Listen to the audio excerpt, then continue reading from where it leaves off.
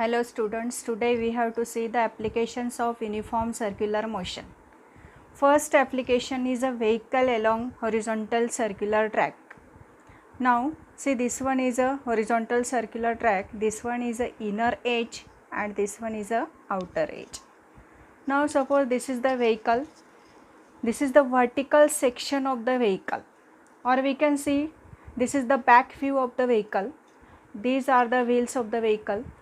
Now the forces acting on the vehicle are normal reaction vertically upward, mass mg vertically downward, and a frictional force between the wheels of the vehicle and road surface.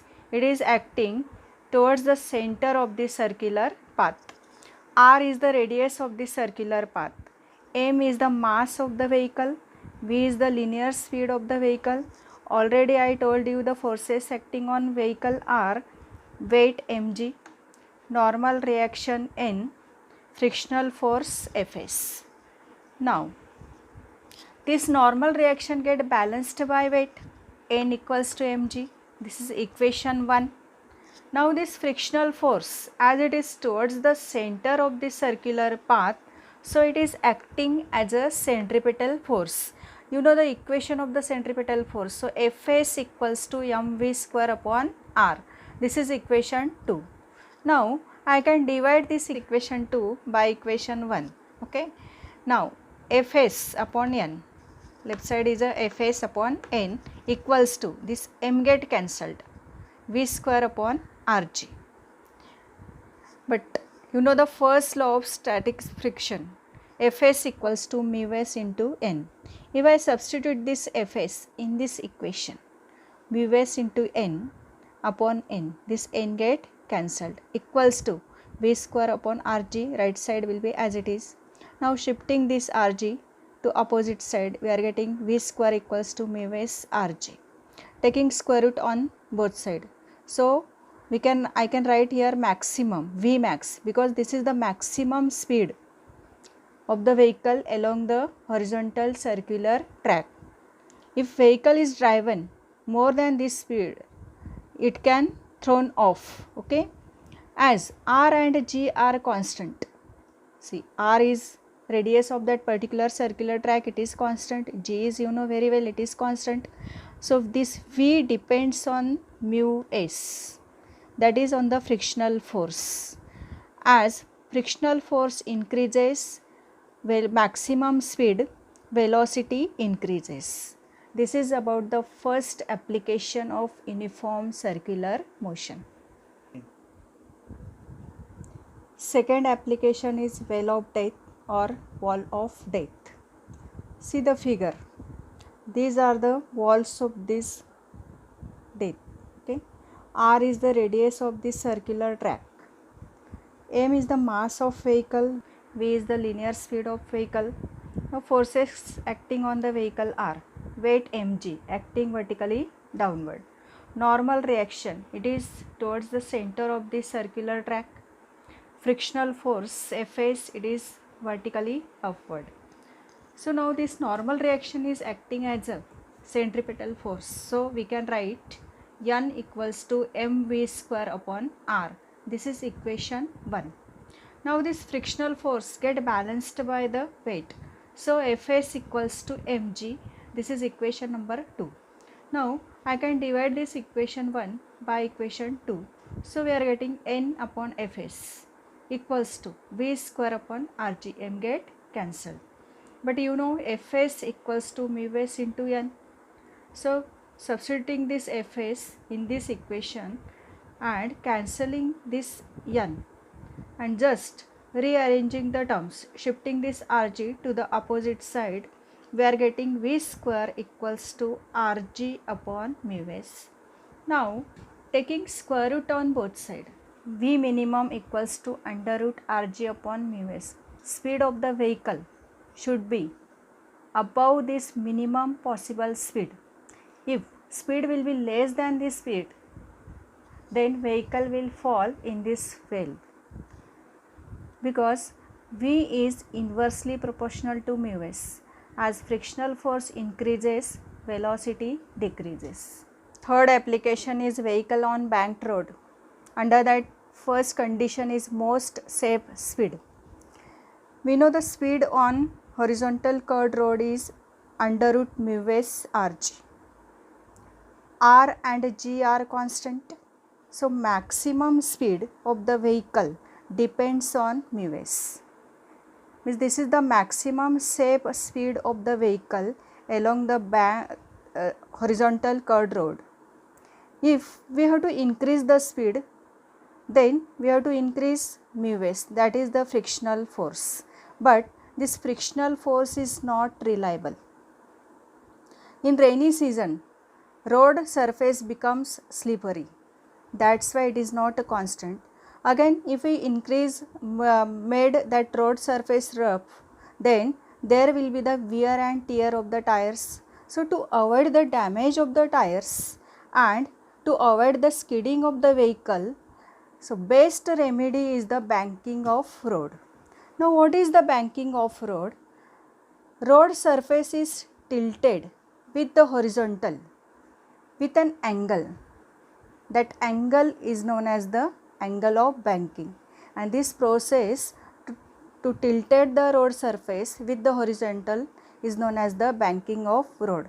Means this outer edge is little bit above the inner edge. Now see, this is the vehicle. M is the mass of the vehicle, V is the linear speed of the vehicle. Now number of forces acting on this vehicle are normal reaction.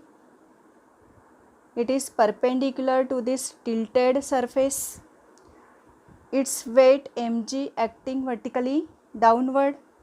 Now as this angle is theta, by geometry we can write this angle as a theta. So I can resolve this normal reaction in two components. Vertical component is n cos theta, horizontal component is n sin theta. Now this horizontal component is directed towards the center of this circular path. So it is acting as a centripetal force. So I can write n sin theta equals to mv square upon r. This is the centripetal force. This is equation 1. Now this n cos theta component get balanced by weight. So n cos theta equals to mg, equation 2. So dividing equation 1 by equation 2. So n get cancelled. Sin theta upon cos theta equals to v square upon rg. So v square equals to rg tan theta. So v equals to under root rg tan theta. This is the most safe speed of the vehicle along the banked curved road without friction. And angle of banking is given by equation theta equals to tan inverse v square upon rg. Now under third application, next condition is vehicle can be driven at lower speed.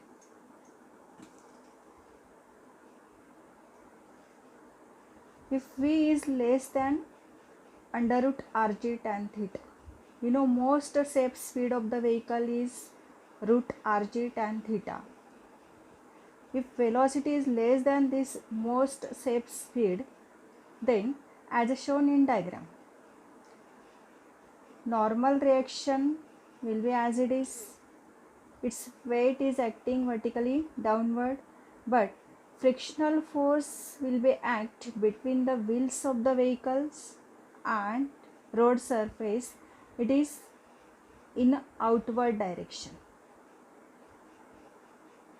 To avoid the skipping of the vehicle in this direction. Now this frictional force get resolved into two components. One is a vertical component, that is Fs sin theta. Horizontal component is Fs cos theta. Already normal reaction is resolved. You seen in previous topic, vertical component is n cos theta, horizontal is n sin theta.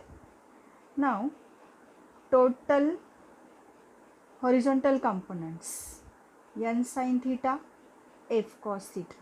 both are opposite. So I can write n sin theta minus fs cos theta. This net force is acting towards the center of this circular track. So it is acting as a centripetal force. So I can write as a mv square upon r. This is equation 1. Now net vertical direction forces are n cos theta, fs sin theta. These two forces are in vertically upward direction. So adding both these forces, and net force in a downward direction is nothing but weight, means these two components, their addition get balanced by the weight. So n cos theta plus fs sin theta equals to mg. Now equation 1 dividing equation 2. So m get cancelled. So we are getting this term n sin theta minus fs cos theta upon n cos theta plus fs sin theta equals to v square upon rg. But again you know fs equals to mu s into n.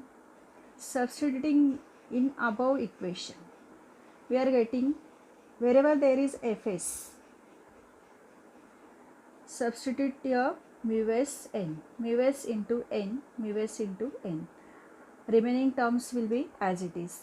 Now taking n cos theta common from numerator and denominator, we get, and that n cos theta get cancelled. So tan theta minus mu s upon 1 plus mu s tan theta equals to v square upon rg as it is. So taking square root on both side and shifting this rg to the opposite side, we are getting minimum. This is the lower speed, so this is the minimum speed equals to under root rg tan theta minus mu s upon 1 plus mu s tan theta. If mu s equals to tan theta, if I put here mu s as a tan theta, then this numerator will become 0. So minimum speed will be the 0.